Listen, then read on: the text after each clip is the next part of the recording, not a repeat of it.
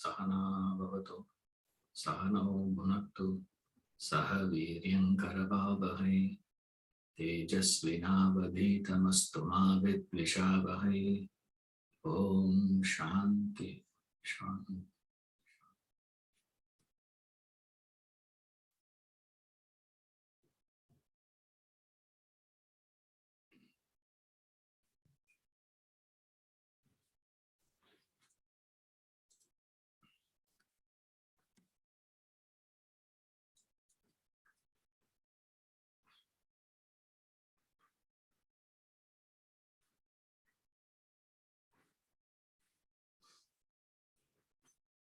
We are studying this theory of reincarnation.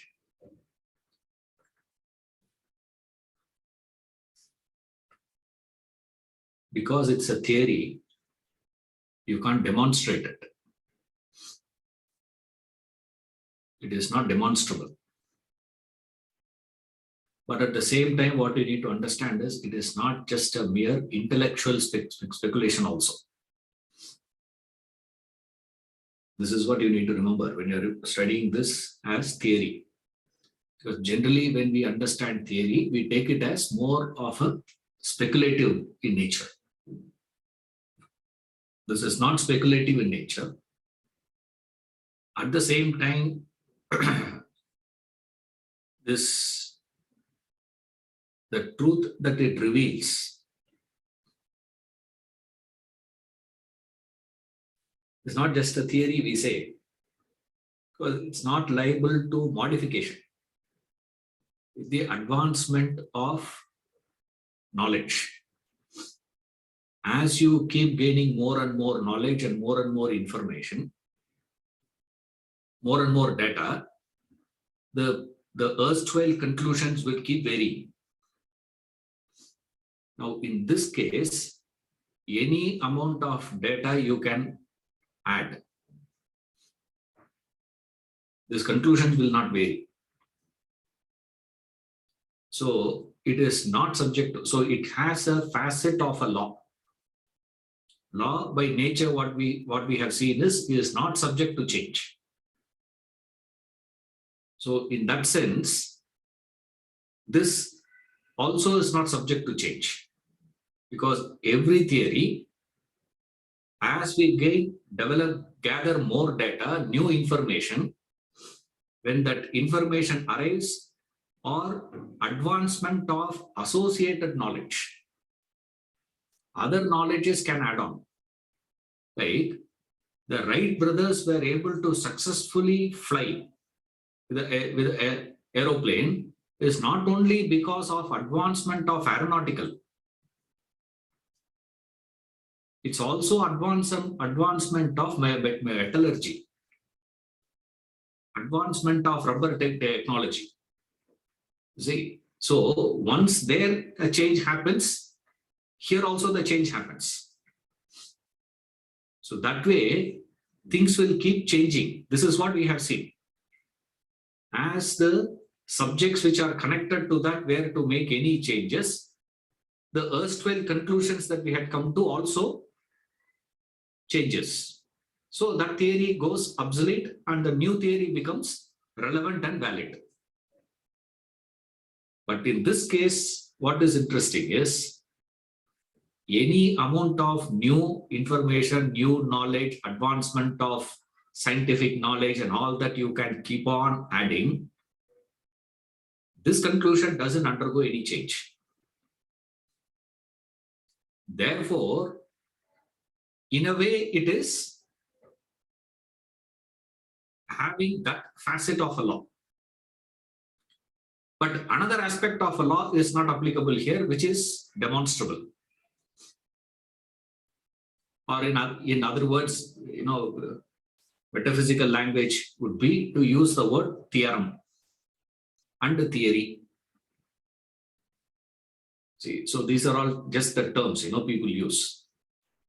So we say, what is it, sir? One is demonstrable truth, another one is not a demonstrable truth, but it comes to a conclusion. But here what is interesting is we are using reason and logic to support that fact. The logic is not going to establish the truth. Remember this. Logic only supports it. Like, you are the child of your parents. With all the evidences, that corroboratory evidences and the logic and all those things is going to support it. See, it supports that.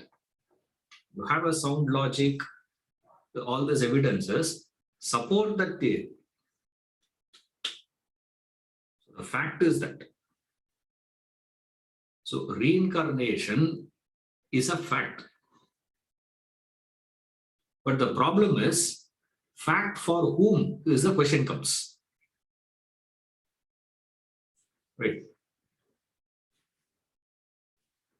Corona is a fact for whom? Not to the whole world. Yes, I will show you people who say there is no such thing called corona. These people are simply making a fuss of it.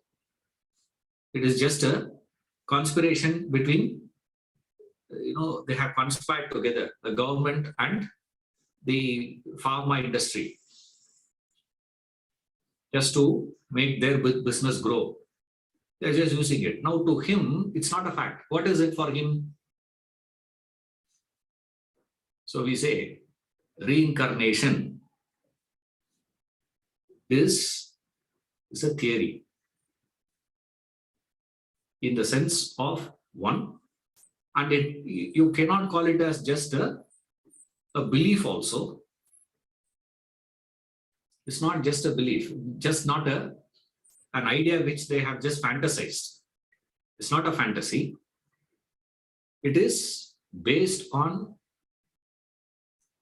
observation and deduction.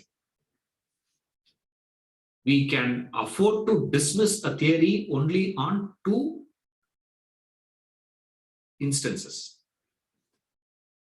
We dismiss a theory once we get a better theory, more stronger theory, more sound theory. The moment you get a sound theory, more stronger theory, the earlier theory will go invalid. You can invalidate it that way. Or the other way is to see that the conclusions that we are drawing is in conflict with the established rules of science, established principles. If this theory were to contradict, conflict with that, then we say the conclusion that you have drawn, the theory that you are drawing out is wrong. Here we see both these possibilities are not there. You can add any amount. Sir, we may not be able to refute it today. In future, with advancement of technology, with advancement of new informations, new knowledge and all those things, then what will happen to this? That's why we call it as Sanatana Dharma, eternal principle. There is no way that you can improvise. No possibility of improvisation. You can unearth anything. In fact, more and more you unearth, more and more points you bring out, all those things will be coming and supporting this. No piece of information, no piece of knowledge, data can come and contradict or stand independent of it. Impossible. Therefore, we say this is the most powerful sound theory. See, so don't take it as something with just a casual idea. Why? Because it supports all these things. Made a careful study, taken all that necessary data, Many a places, we don't take all information. We take partial information and then jump to conclusion straight away. Now here, they don't do like that. They take enough. All the evidences were taken here and data arrived, data taken into consideration, and then processed it using the pre-established conclusions or the pre-established principles, which we call as laws, draw certain conclusions. Irrefutable, that is. What is that, Abhina? Data. What is a data? We see two things happening in the world. Number one, there is unaccounted loss of energy, one side, mental energy, one side. Then there is unaccounted gain of energy on the other side. Unaccounted loss of tendencies, one side, and unaccounted gain of tendencies on the other side. All that they are saying is tallying those two things.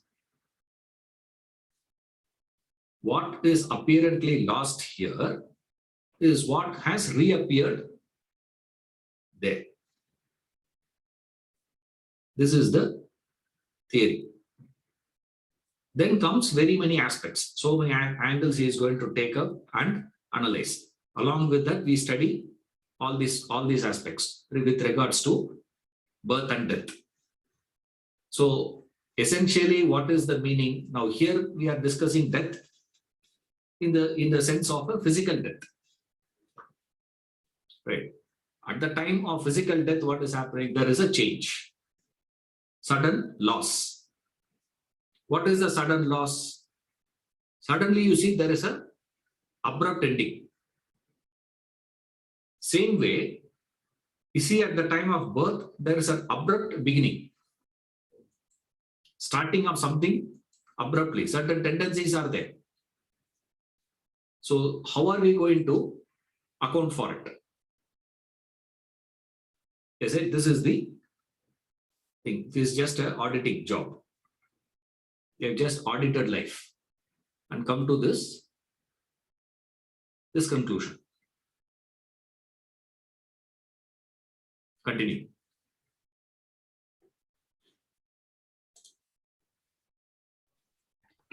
Page 286, para 3. Hence, the great thinkers of the past made a careful scrutiny of this world and found hordes and hordes of desires disappearing and appearing perennially. After a thorough investigation of this phenomenon, they brilliantly connected the unaccounted gain of desires of the born to the unaccounted loss of desires of the dead. A sheer audit of the accounts of life. They applied the law of causation, which governs the entire universe at all times, took the desires of the dead as the cause and linked them to the desires of the born as the effect. This observation is in accordance with the law of indestructibility of matter, the law of causation, the law of karma.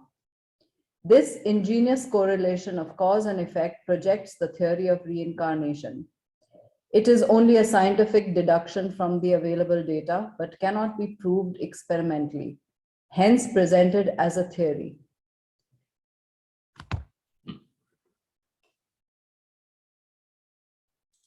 Another popular belief is that the newborn inherits the tendencies of its parents, that the law of heredity establishes it.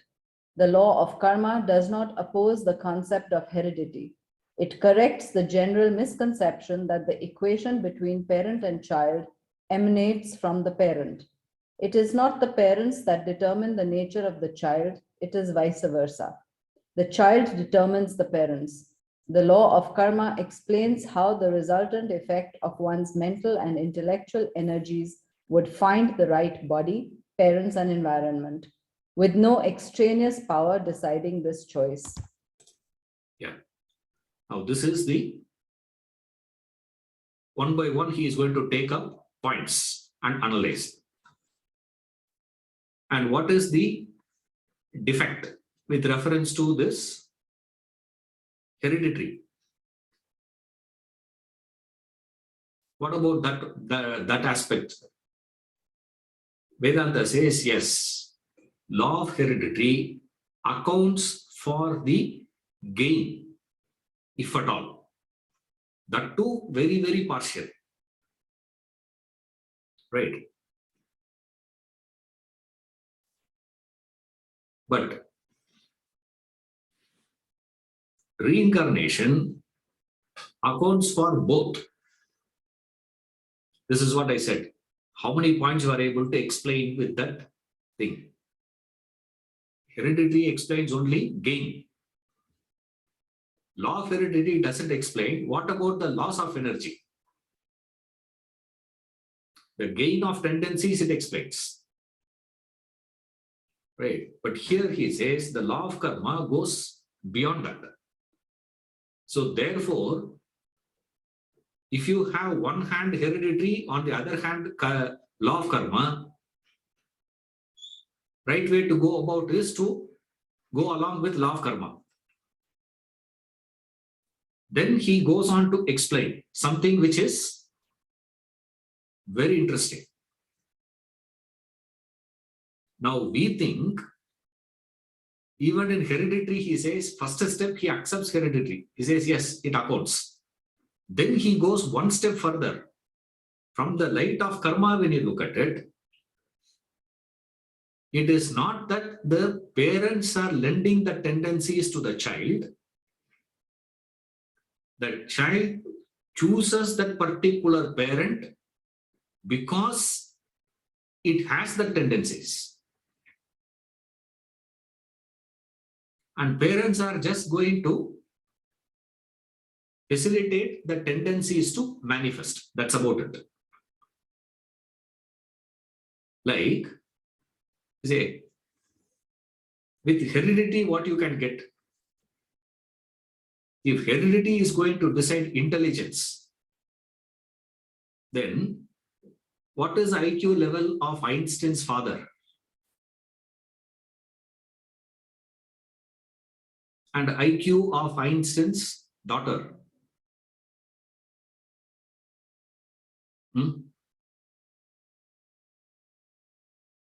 What happened to that? Now suddenly we have one genius, right?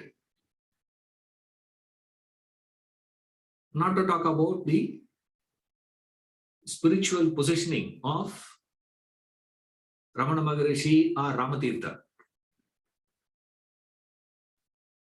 What about his father, his mother?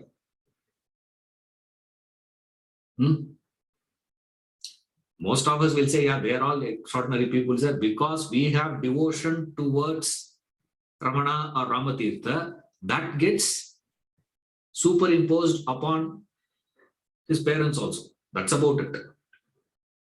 It's more of our bias, remember.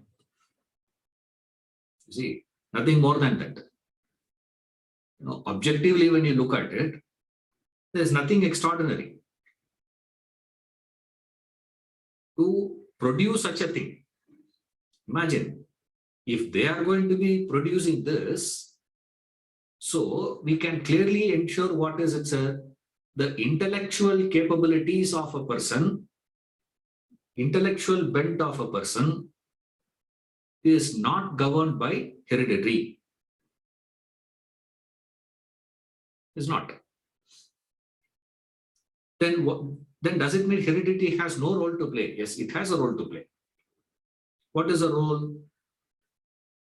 Here we ask the question, what is the role of a parent? What is the role played by the parent there? Parents play the role of creating the body. Because you can create a body out of body only. Isn't it? You can create only out of it. You cannot create a car engine out of water. You can't create it. But you can use a metal. There we can say, sir, instead of using this metal, aluminum is much better. And then another person says, no, no, no, better than aluminum is something else. I can make a more efficient, lighter one, but long lasting, more efficient, rust proof. But you can use only a metal, full stop. Out of that, what can come only can come. From clay, you can make a pot. From clay, you can make a doll. From clay, you cannot make a grain grow. Isn't it? That's not possible. From clay, it is not going to work. Why? It's not there inherently in that substance. So we know this for certain. One thing we have studied earlier. What is it? I need a body, the mind and intellect, or the desires, or the jiva, the individual, needs a physical body to experience. Minus the physical body, the jiva cannot go through the desired experience.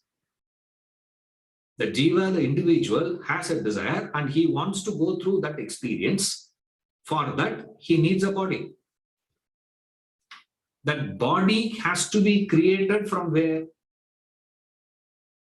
The body can be created out of body. Right. What type of body will come out is dependent on the parent body. Now he says, why do I demand for that particular type of body? Is because I desire that particular type of experience, which necessitates that particular type of body. Right. A person who has a strong tendency for killing, let's say. Right. Just an example, exaggerated example of a person who has a tendency for killing. Smashing and killing and, getting a kick sort of. If he takes a human embodiment, the fellow human body thinks the society around him, fellow humans around him will not give a free license. Right? He cannot have a free license, will not be allowed. So what to do?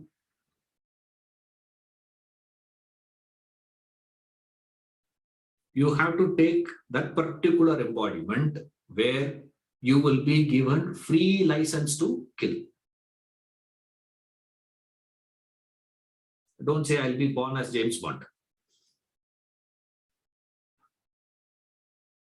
That's a fictitious character, okay? Then what is it?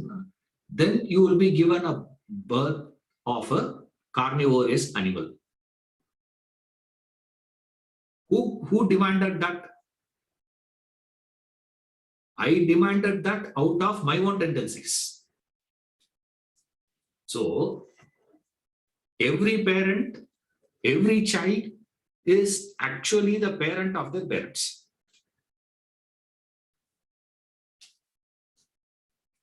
This is law of karma. Far more penetrative and far more comprehensive. Now it tallies. Correct. Because I demanded. I demand a particular car. The car manufacturers are producing, very many car manufacturers are there. Very many brands are there. I choose a particular brand or particular car. Right. And then I go and sit inside that car. Parents' job is what? Exactly like the car manufacturer. But the owner of the car is not the manufacturer. The owner of the car is who? The one who buys. Why do you buy one car? Why do another person buys another car? It's not because of that. It is because of what you desired, what you decided. You had your own parameters. It can be including your affordability, you have your status, and there is an opportunity, or it can be as innocuous or things like, sir, I don't have parking in my place, in my apartment. If I buy a bigger car, I cannot take it in and come bring it out. Therefore, I can buy. I may be able to afford it, but still I buy only this car. I don't like that car. But for this reason, I cannot be changing my house. I'm stuck in that apartment. I cannot move out of that apartment, let's say. Then what happens? I don't want to buy Alto. I prefer Honda City, and I can afford to buy Honda City. But then the problem is what? In my apartment, I cannot take in that Honda City car, park, because it is too narrow. Right? Now, because of that constraints, he can be buying that particular car. The reasons we have no idea. But one thing for sure, what is it? The car is provided by the car company, ordered, demanded by the buyer. That is why suddenly after 90s, 95, 97, 2000, suddenly we found a lot of luxury brands wanting to come to India. Isn't it? Before that, which luxury brand was wanting to open their showroom in India? They opened here. Why? Because demand. So who demands it? We demand that car. The manufacturers produce it and give. Similarly, we demand the body. Parents produce that and give. Here, what is very interesting, one thing will come to a conclusion here. What is it? No point in blaming my parents. No point in blaming this place. Sir, I should not be born in this country. No? I should have been born in Switzerland. I should have been born in Singapore. I should have been born in this place. You should have been born in that place. This complaint is constantly there. And most of us think I should have been born in the neighbor's house. I prefer neighbor auntie to be my mother than my mother. Most of us feel like that. No, at least teenage. During teenage time, we always feel our friends' mothers are good. Friends' fathers are good compared to my father. This is what everyone feels. And there he says what? I should not have been born in this place. Why this? Why that? And you keep on extending the things. You say, you demanded. Remember.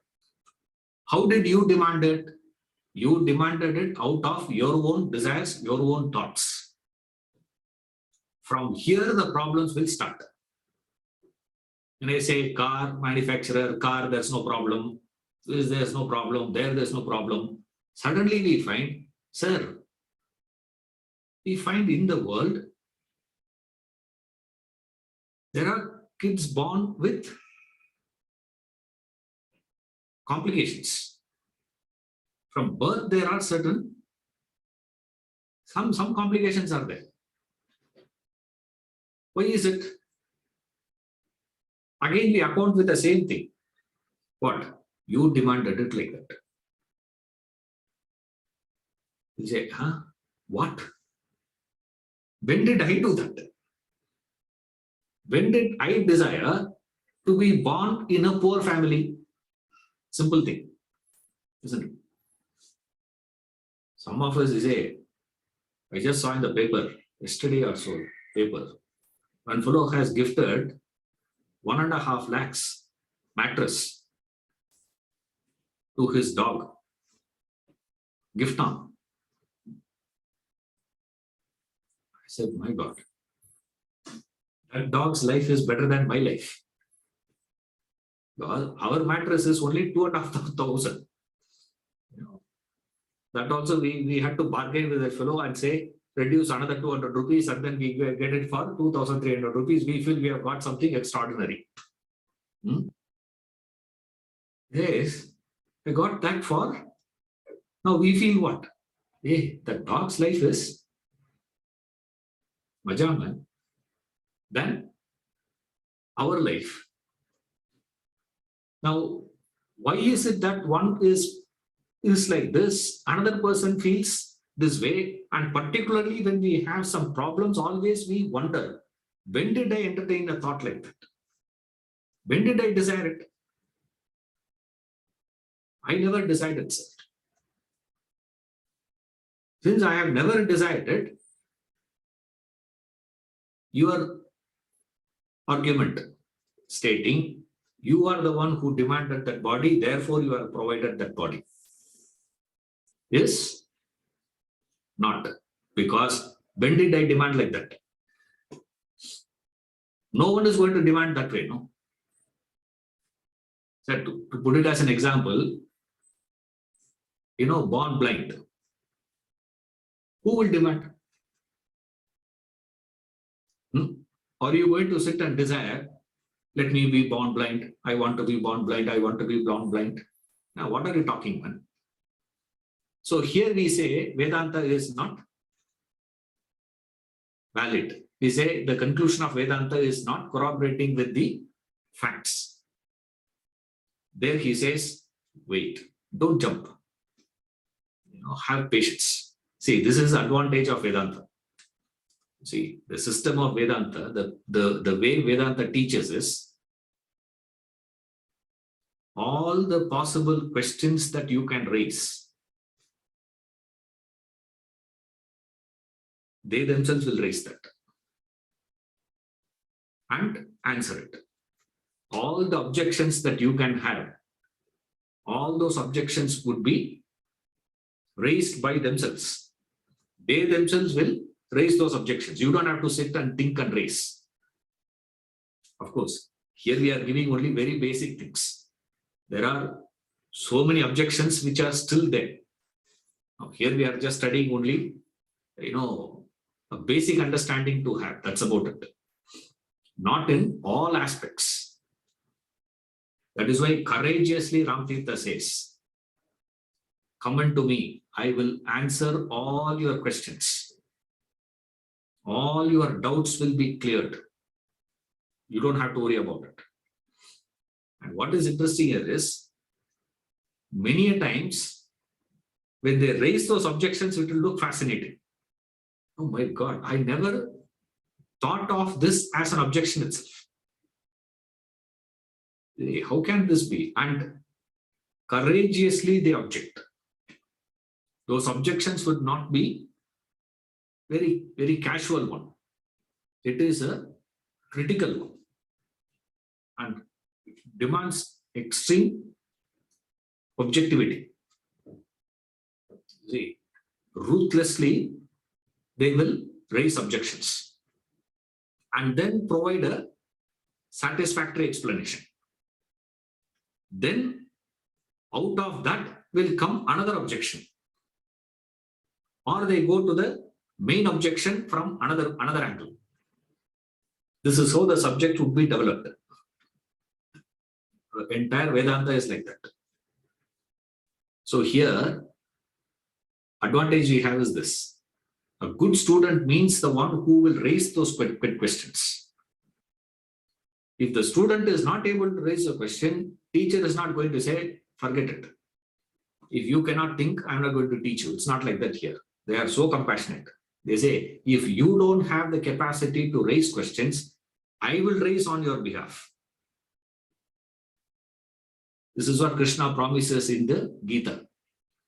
Along with knowledge and wisdom, I will teach you. Don't worry, says. Along with wisdom, I'm going to teach. Courageous statement. Because we know for certain that no teacher can give you wisdom. Teacher can give you only knowledge. No teacher can give wisdom. But Krishna promises there, says, I will give you along with wisdom. How is it possible? Because wisdom comes out of questioning, reasoning, thinking. Questioning, if you are not going to do, I myself will raise those questions and give answer. Of course, in the book, he's not going to be taking that traditional orthodox style of raising objection and giving answer, raising objection and giving answer. He just gives answers. Now we have to detect the objection there. What is a possible question that can come out of this? If heredity is not going to answer all that, if you go, if it is this, the secret is everybody selects their own parents.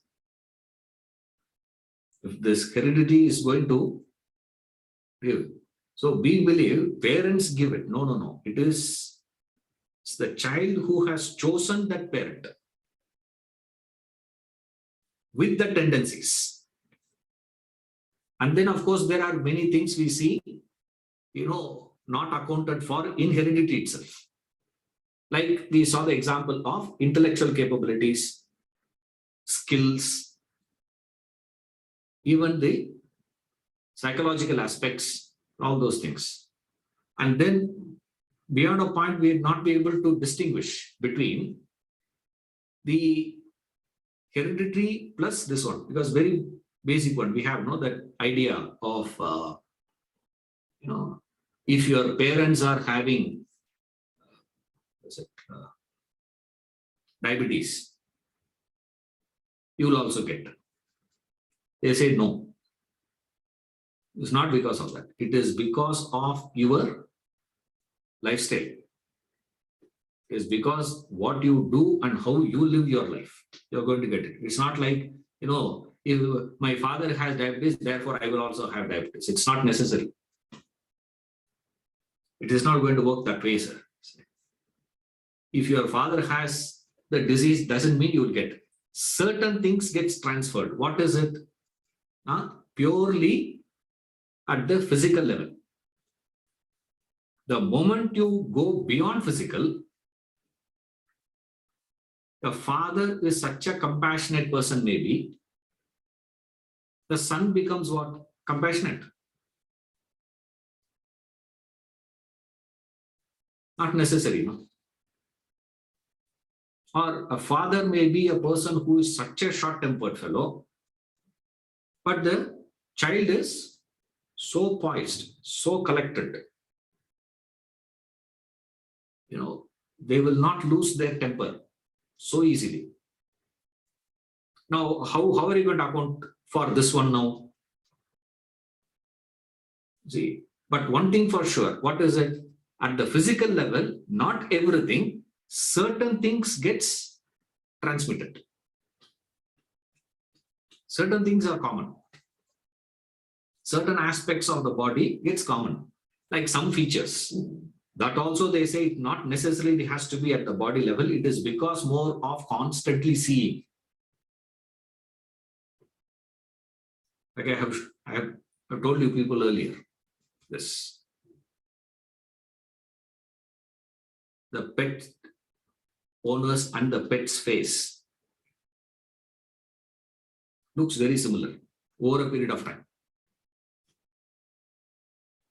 And what is interesting is the dog's face doesn't change. It's only the human face changes.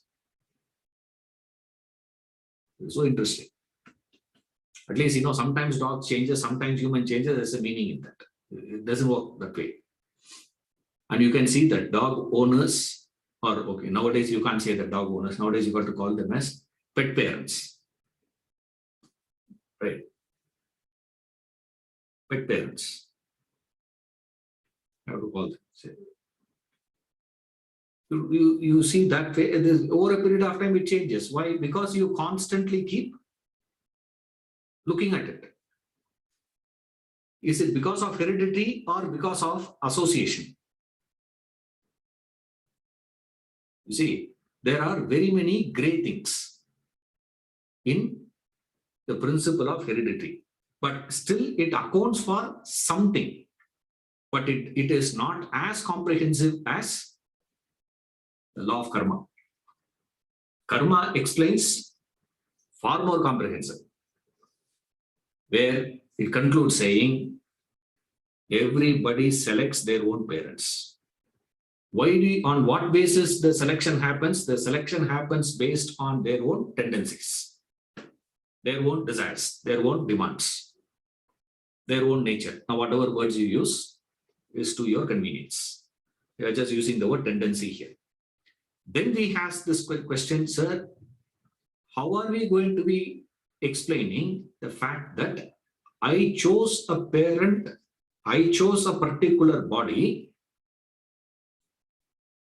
because of my own tendencies, I chose that body, but I am not able to see any possibility in the wildest of my dream. I wouldn't have entertained a tendency such as this. How do you account it? That's where the whole explanation starts. Okay. Now read this carefully. Right, follow. Yeah, continue. If desires are the cause for the continuity of life, how can one take birth in an environment or circumstance not to his liking? Take a form of life different from his desire. Why would a person be born poor when he desires to be rich? Why would anyone desire to be born physically handicapped? If desires decide your life's pattern, how is it not so in actual fact? The world that you experience does not seem to always relate to your desires. This apparent paradox arises when you do not correlate cause and effect properly, fully. Your desires no doubt decide the course of your life, but then it is not a particular desire that decides it. It is the compound of all your desires. The total effect of your desires decides the course. It is called the resultant desire. The parallelogram law of forces in physics explains this phenomenon as illustrated below in figures 1 and 2. Consider an object in position O, free to move in all directions. Two equal forces act upon it. One force horizontally along OA, the other vertically around OB. The object will then move either in the direction of OA nor OB, but diagonally along OR. There is no force operating along OR, yet the object moves in that direction. The force that drives the object along OR is called the resultant. The resultant force is the effect of both forces. Let more forces OF1, OF2, OF3, etc. be applied on the object. Several forces of varying strength and direction.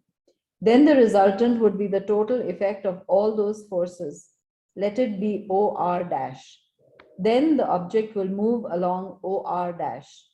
Here again, the resultant force may not be in the direction of any one of the forces acting upon it. Yet the object will move in that direction. The same phenomenon takes place in your life. Your life is ordered by your resultant desire, the total effect of all your desires. Innumerable desires operate in you. Each has its own strength and direction. But you will move in the direction of your resultant desire, which may not be in the direction of any one of your desires. That should explain why your life may not always be in line with any particular desire. That is the law of life which applies to every individual throughout the world. Yeah. Now he explains through this law of Parallelogram of Forces. What is this?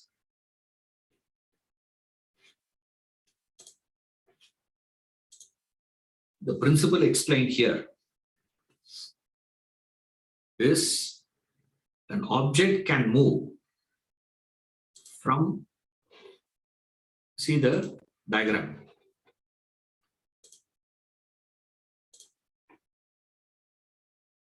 The object is in a state of inertia. It just stays at a particular point. And that object will move in the direction of the force.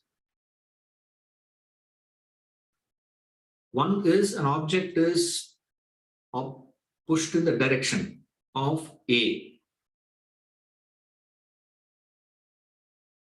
horizontal. I got a doubt. The horizontal or vertical? Horizontal force, A. Then that object will move in that direction. When B, the force were to operate vertical, it will move in that direction. Now, what is interesting is, he says,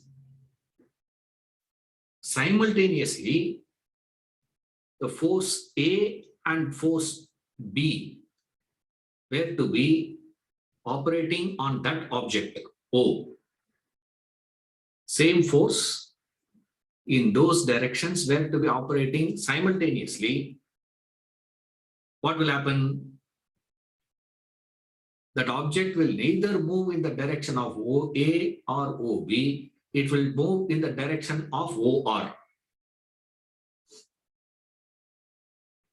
Now, previously we have seen that idea. What is it? Object will not be moving in the direction where there is no force operating. In OR, there is no force operating, actually speaking. But we see an object moving in that direction. There, the laws of physics comes and tells us it is a principle called resultant force. The resultant force is this, doing it. Then comes this answers our original objection, original question of how is it that I have never desired to be born in this, but I have born. How do you explain it? So it is nothing to do with my desire. It is to do with some other thing. It has to be, the cause has to be something other than my own desires. Here, this law of Parallelogram of Forces comes and explains why we move from experience to experience. Some of us think we are moving because of an external factor, forcing us to move in that environment. Now, this law of causation says it is the resultant of all your desires that is making the change, making you to move in this. Same rule is applied to birth to death to birth to death. Janma after Janma after Janma. From one birth to another birth to another birth to another birth, you keep moving. Forced by what? Propelled by your own desires. Now here comes the second one. Next diagram he gives. Because if two equal forces, by nature, we have seen this earlier, by nature it is not possible for you to have a single desire. Always desires are many branched, multiple. And two equal forces, theoretically possible, in reality not possible. So 2 points you got to remember here. Number one, there is no way that you can have a single desire. Number one. Number two, you can never have two equal force desires. That is also not possible. Therefore, the whole thing moves to the next diagram now. Now what happens is, many forces are operating in this. That's what he says, F1, F2, F3, F4, F5, F6. It's all force. Force 1 means desire 1. Desire 2, desire 3, desire 4, desire 5. So many desires are there in you, and all those desires are of varied strength. You're not going to be having any single. Now, at any point of time, we are aware of what? We are aware of only the one which is predominant and that particular desire which has surfaced. Only these two things we remember. We are conscious of only these two things.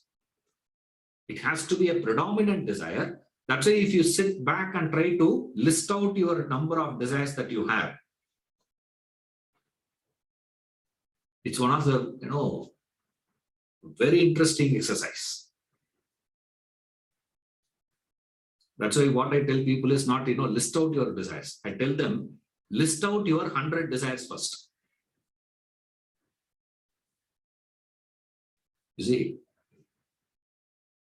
you try to write that, list. Make the list of first 100 desires of yours. Your pen will not move beyond 10.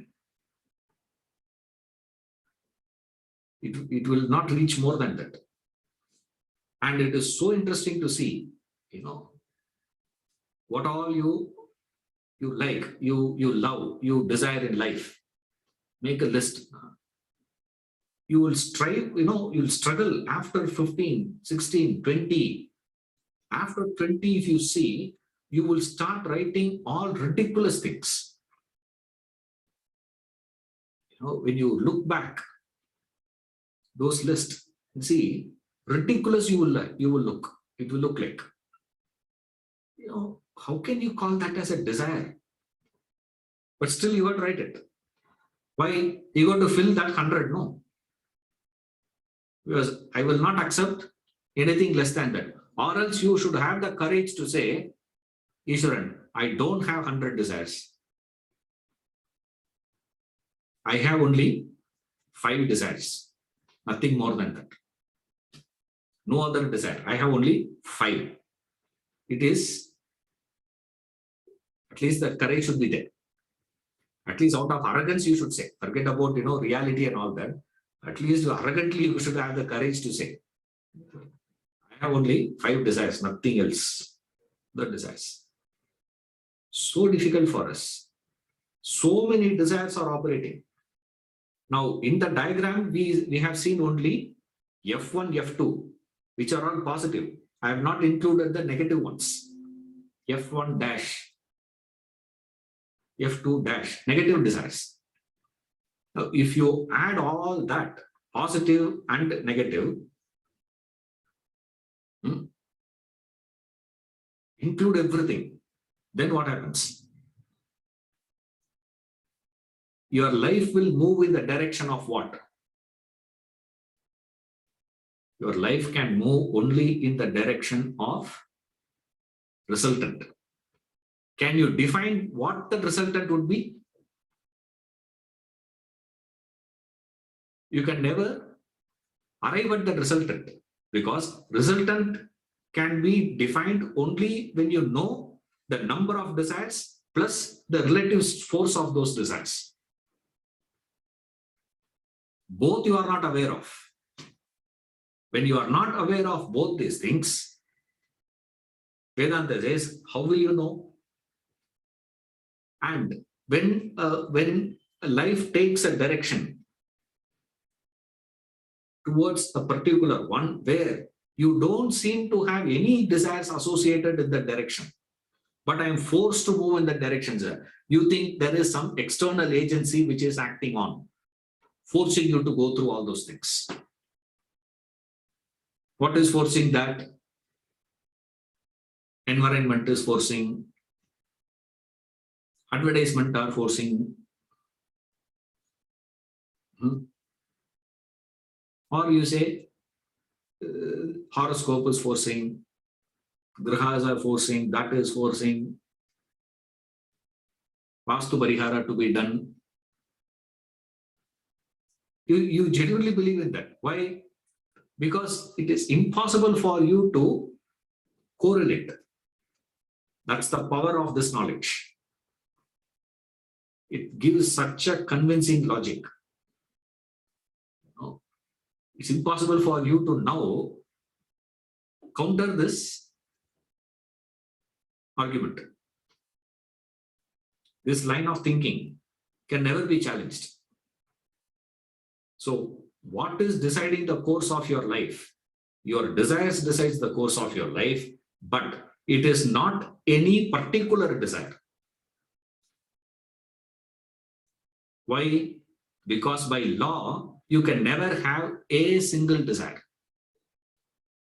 The moment you bring it to a single desire, the desire will dissolve, disappear. It will dissolve by itself. It cannot stand. Therefore, you will have multiple desires. Multiple desires means multiple strength. You can never have all desires of equal strength. Right? You have a desire to study Vedanta. At the same time, you have a desire for sports. You have a desire for chocolate. You have a desire for Karela also. Right? Ask a fellow, sir, you like chocolate, ice cream? Says yes. Ask him, do you like Karela? He says yes. Like, what is your desire? You cannot have equal strength. For all these desires, you can have that equal strength. I have a desire for a AC. Now, how can you say desire for AC and desire for a long drive and a desire for a Karela, all the desires are going to be of equal strength? Impossible. So these two principles puts us in this condition of not able to decipher our resultant direction. Therefore, we have seen this earlier.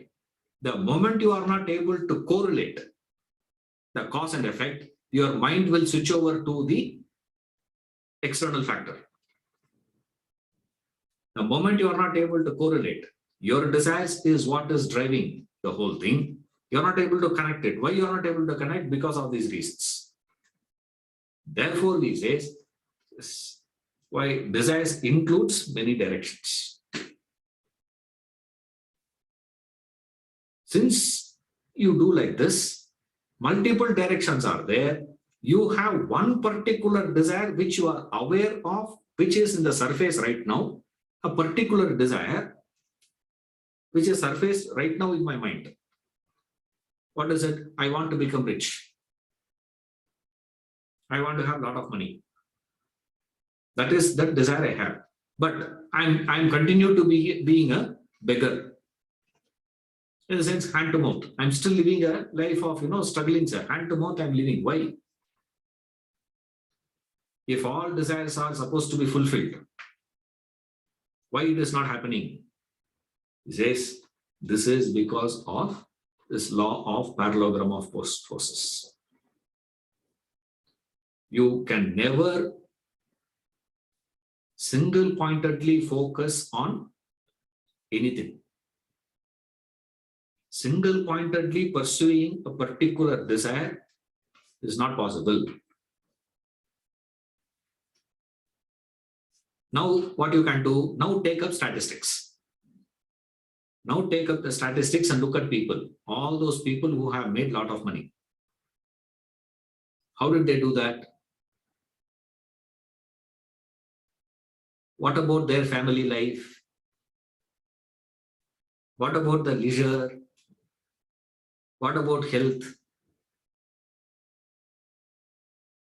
At the cost of their health, at the cost of their relationship, at the cost of their social, at the cost of all these things, they went about pursuing wealth.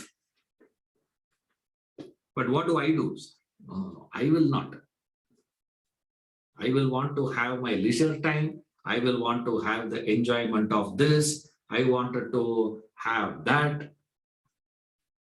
Then what to do? It will not work. You will never be able to fulfill that desire. They don't have time with it. They don't spend time with the child. There's no time for them. You see? Now, don't say parenting means you should find time. No, it is quality time. It is not a quantity time. It's good to talk. It is good to give a seminar and make money out of it.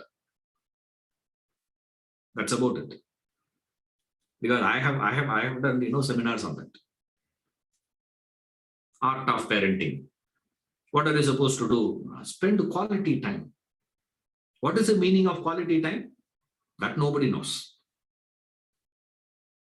Undivided attention I should have. That's called quality time, sir.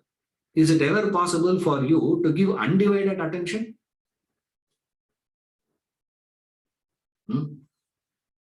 Maximum 5 minutes. If you can afford to have 5 minutes of undivided attention, extraordinary. You can have only involvement.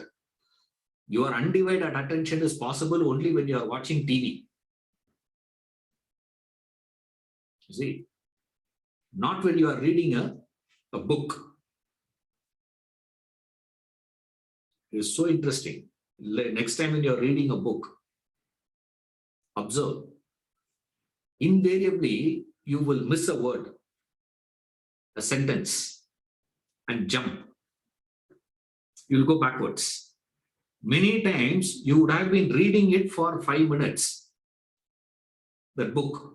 Suddenly you will realize that you have not understood a word of what you have read in that paragraph. Not because it is such an abstract ideas and all that. Of course, there are some, texts which are so abstract. Certain concepts are so abstruse. So it's not easy for us to grasp it. I'm not talking about that. Maybe it is lack of your technical knowledge. I'm not referring to that. In your own field, newspaper, read an article. Tomorrow morning when you get the newspaper, read that article and observe. Editorial is there, no? Read that and see. Invariably that happens. You cannot read with concentration for 1 hour. Not possible. Undivided attention. The quality time you have to give to your wife. Imagine you are going to give undivided attention to all that she says. He will get a doubt. What's wrong with you? Attention. Because no connection to the first statement and the fourth statement.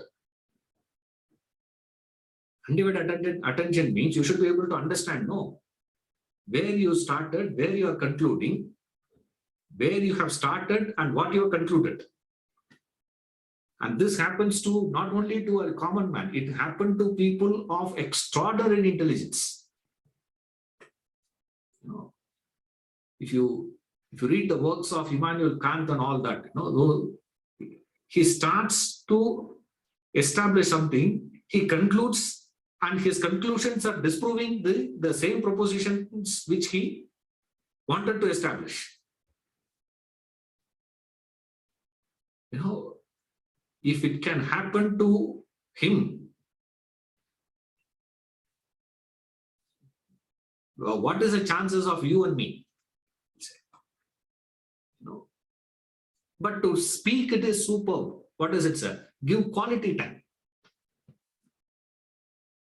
You see, undivided attention, not quantity, sir. Why? You don't have that quantity with you. Look at all those people, all those guys who have achieved in any field. They had to sacrifice so many other desires, so many other dimensions of life for them to achieve here. Otherwise, it is not possible. I knew a businessman here in Bangalore who cancelled his appointments 5 times with a doctor for health checkup. Cardiac problem. The doctor has given appointment. He has fixed the appointment. The secretary fixed the appointment. He cancelled it 5 times. 6th time, his wife called and told me. So this man is not going. For every time he says, I have that meeting, cancel this appointment, I'll go for it. Now, priority is what now? Priority is for health or priority is for wealth? Now, don't say that man is greedy. Okay. He's such a greedy man. It's not like that. That amount of single-pointed effort is necessary, which means all other desires are taken a back seat, gets suppressed. Then what will happen? That suppressed desires will come out with vengeance. When those suppressed ones comes out with vengeance, cancels this desire, and there he looks like a failure. The same person looks like a failure. Then we'll talk. What is the point of having all that wealth? Look at your life. You're not happy with your family. Look at your health. Look at your social. Look at your this. Look at your death, this one. And then you say, look at your spiritual. You are a total failure. And in that bargain, I gain. That's what our job is. To plant guilt in everybody's mind. Why? What happened to those things, man? What is the point of wealth? And then this fellow says, oh my God, I made a mistake of amassing so much of wealth. What to do with it? This is my bank account. Transfer all that. I will take care of it. Those who are wanting any assistance, I'm always available. This is what we are doing. Remember, for you to achieve anything, you need that single-pointedness. And the desires by nature, the force of desires will not allow you to have that single-pointedness. Because every desire will seek your attention. Look at me. Fulfill me first. Feed me first. Then feed the other fellow. First take care of me. Then give. Then give. Then give. Now everyone there to be making so much of noise. What will happen? You get stunned. You cannot move in any direction. See, too many things. This multi-dimensional things, desires will force you to move in that direction. Lot of times, one force will nullify and cancel the other. And where are you now? You are torn apart in all those directions. And finally, where you will move, you will not move in any one of them. You will move in that resultant direction. And the resultant direction need not be in alignment with any single predominant desire. Predominant desire means what? That doesn't mean this is the most powerful desires. No, that's not the meaning of it. The meaning of predominance is this is the desire that has surfaced right now. And this is the desire I am conscious of. I am aware of. Other desires I am not even aware of. Just because I am not aware of doesn't mean they don't exist. They will. What is the proof of it? Give time and see what happens. This will disappear. That will start appearing again. This will go, that will come. This will go, that will come. All that you have to do is have that patience to wait till this fellow moves away and gives space there. The moment this desire moves away, next person comes up immediately. So that is this law of parallelogram of forces, explaining why we move from experience to experience and why we are moving in the direction where I don't seem to have any desire. This question is resolved. So two things we have seen. One, what about heredity? Two, if it is desires, then why I am moving in a direction where I don't have any particular desire driving me in that direction. So one sequence of reasoning is done. And more we will see in the next class.